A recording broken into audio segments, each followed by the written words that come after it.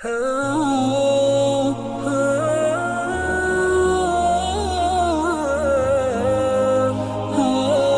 জন্য যুবকদেরকে বলা হচ্ছে তোমরা বিয়েটা করে নাও, রিস্কের দায়িত্ব কার? আসতে বলবেন না কার? 50 বছর হয়ে যায় বিয়ে করে না, এরকম যুবক আছে না? এরকম মানুষ আছে না? যখন বলা হয় তোমার 50 বছর হয়ে গেল বিয়ে করো না কেন, বলে বিয়ে করে কি খাওয়াবো? ও মনে হয় জীবিকা দেয়, ও খাওয়ানোর মালিক নাকি? একটা বউ বাড়িতে নিয়ে আসবে, সেই বউকে কি খাওয়াবে এই চিন্তায় তার বিয়ে করতে করতে 50 বছর লাগে। ও তো পুরুষই নয়। একজন বলতেছে 50 বছর হয়ে গেছে বিয়ে করে না, বিদেশ থাকে, আছে না? প্রবাসে থাকে, আছে না? নাই? চুল পেকে 100% সাদা, সব সাদা, উপরে নিচে সব সাদা, বুঝলেন? সাদা ফকফকা হয়ে গেছে। সেই চুলগুলোকে আবার নকল বানায়া, কালো বানায়া বলে হুজুর চামড়া তো আর টাইট হয় না, বুঝেন নাই? বিয়ে করে 50 বছরে, 50 বছর বয়সে যদি কোনো পুরুষ যদি সন্তানের বাপ হয়, ওই সন্তান নিয়ে রাস্তায় বের হলে মানুষ তো বলবে এই ছেলে এটা তোমার দাদা না নানা, ঠিক কিনা? যুবক, টাইম হয়ে যাবে, চরিত্রকে নষ্ট করতে পারবা না, বিয়ে করে নিবা, তবে বাপ মা ছাড়া না। বাপ মাকে বলবা, বাপ মাকে ছাড়া বিয়ে করা যুবক আছে না নাই? আসতে বলবেন না, আছে না নাই? এখন যুবকরা মনে মনে কয় হুজুর বিয়ে করবো কেমনে, বিয়ে তো দেই না, বিয়ে তো মেয়ের বাপেরা দেয় না, অনেক কন্ডিশন। এখানেও একটা প্রতিবন্ধকতা আছে। ঠিক, বিয়ে করছো তুমি? বিয়ে করো না এই জন্য কইছো জোরে ঠিক। হ্যাঁ, সমস্যা আছে না? কোনো সমস্যা নেই। রিস্কের দায়িত্ব কার? আসতে বলবেন না, রিস্কের দায়িত্ব কার? রিস্কের দায়িত্ব আল্লাহ। ফয়সালা কে করবেন? আল্লাহ তার রাসূলকে দিয়ে এগুলো শিখিয়ে দিয়েছেন। আমার নবীজি, তার 4টা মেয়ে ছিল, সবচেয়ে আদরের, সবচেয়ে কাছের, সবচেয়ে স্নেহস্পদ, আদরের দুলালি। আমার নবীজির প্রিয় স্ত্রী আম্মাজান খাদিজার সর্বশেষ সর্বকনিষ্ঠ মেয়ে ফাতিমা রাদিয়াল্লাহু তাআলা আনহাকে রাসূল বিয়ে দিয়েছিলেন বাড়ি দেখে না চরিত্র দেখে? টাকা দেখে না ইবাদত দেখে?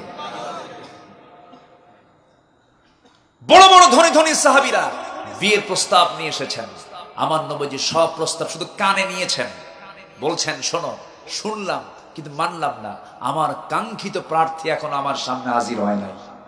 একটু আস্তে কান সুবহানাল্লাহ। সবার প্রস্তাব শেষ, এমন একজন লোক প্রস্তাব নিয়ে যাচ্ছে যার ঘরও নাই, বাড়িও নাই, টাকাও নাই, পয়সাও নাই। আমার নবীজির কাছে প্রস্তাব নিয়ে যাচ্ছেন, গিয়ে সামনে দাঁড়ায় আছেন, সালাম দিয়ে চুপ করে বসে আছে। রাসূল বলেন আলী, সালাম দিয়ে চুপ করে বসে আছো কেন? কিছু কও হুজুর। কি যে কব নিজে বুঝতেছি না কিছু। কেন, তুমি কি বিয়ে করবা? হুজুর দিলে করা যায়। একটু আস্তে কর সুবহানাল্লাহ। রাসূল বলেন বিয়ে করবা তুমি? হুজুর যদি দেন, আমার তো ঘর নাই, বাড়ি নাই, টাকা নাই, পয়সা নাই।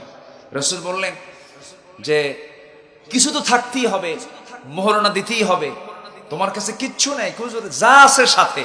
কি? এই যে তরবারি, এই যে ঢাল। রাসূল বলেন তরবারি তো লাগবেই যুদ্ধে, ঢাল ছাড়াও যুদ্ধ হয়, ঢালটা বিছায় আসো, ঢালটা বিক্রি করে আসো। হযরত আলী দারুণ খুশি হলেন, রাসূল আমার এই অবস্থা দেখে রাজি হয়ে গেলেন। সুবহানাল্লাহ বলবেন না?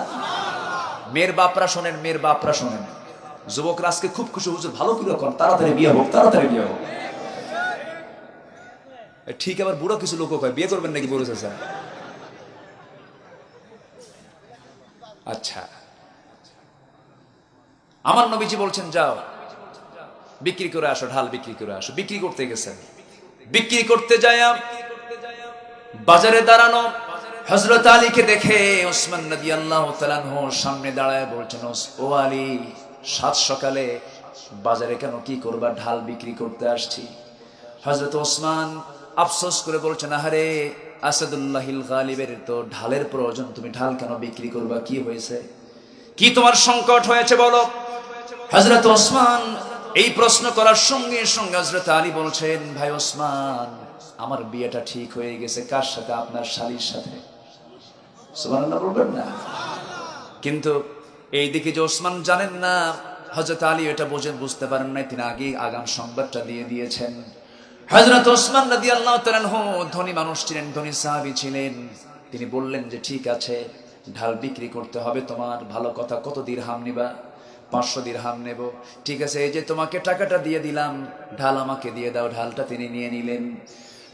খুব খুশি মনে আমার নবীজির জামাই তিনি হয়ে যাবেন। সাইয়্যিদা শাবাবি আহলিল জান্নাহ ফাতিমা রাদিয়াল্লাহু আনহা তিনি স্বামী হয়ে যাবেন। অনেক বুক বড় আশা নিয়ে তিনি টাকাগুলো নিয়ে তিনি দৌড় মেরে মেরে যাচ্ছিলেন নবীর দরবারের দিকে। পিছন থেকে ওসমান ডেকে ডেকে বলছেন, ওরে আলী, তুমি একা একা যাচ্ছ কেন? খালি হাতে যাচ্ছ কেন? আল্লাহর পথের একজন সংগ্রামী, একজন মুজাহিদের হাতে কি ঢাল না থাকলে কি মানায় নাকি? আমি তোমার ঢালটা কিনে নিলাম, আবার তোমাকে হাদিয়া স্বরূপ, এটা উপহার স্বরূপ দিয়ে দিলাম। টাকাও পেলেন, দিরহাম টাকাও পেলেন, ঢালও পেলেন। ঢালটা নিয়া, টাকাটা নিয়ে নবীর দরবারে হাজির হয়ে বলছেন, ইয়া রাসূলুল্লাহ, আমি হাজির হয়েছি। রাসূল বলছেন, মনে হয় তোমার ঢালটা বিক্রি হয় না। হুজুর, ঢাল বিক্রি হয়েছে। ঢাল বিক্রি হলে হাতে কেন ঢাল হুজুর? এই যে টাকা, ঢালও পাইছি, টাকাও পাইছি। কার কাছে বিক্রি করেছে হুজুর? যার কাছে বিক্রি করেছে সে আবার আমাকে হাদিয়া স্বরূপ দিয়েছে। কে? ওসমান। রাসূল মুসকে হাসি মেরে বলছেন, লোক আর খুঁজে পাও নাই।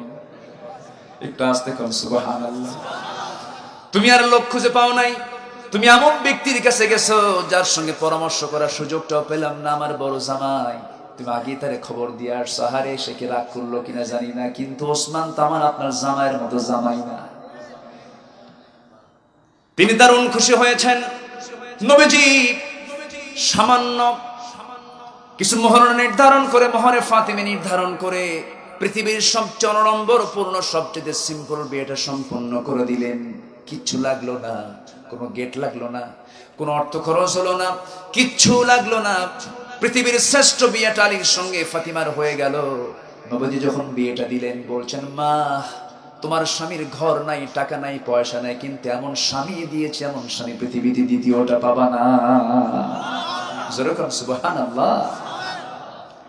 ও আমার মেয়ে ফাতিমা, স্বামীর বাড়ি যেতেছ, আমি তোমাকে একটা নসিহত করছি আমার মেয়ে, তুমি স্বামীর বাড়ি যাবে মৃত্যুর দিন পর্যন্ত আমার কানে যেন স্বামীর বিরুদ্ধে একটা নালিশ যেন আমার কানে না আসে।